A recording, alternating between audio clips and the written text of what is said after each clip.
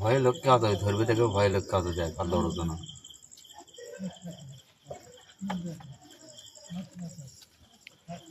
Guys দেখেন, এই প্রথম দেখতেছি সাপকে ব্যাং টার্গেট করছে।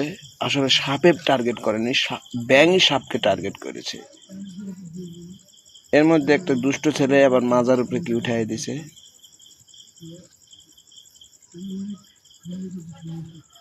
দেখেন কি করে।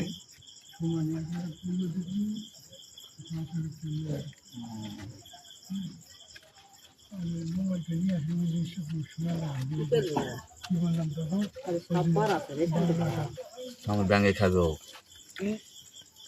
দেখি ব্যাঙ সাপে খাই নাকি, দেখ দেখ ভিডিও কর। হ্যাঁ, সাপক ব্যাঙ খাওয়াতো, খাই ফেল দিল রে। হ্যাঁ, এটা অযুক্তি বলে কথা।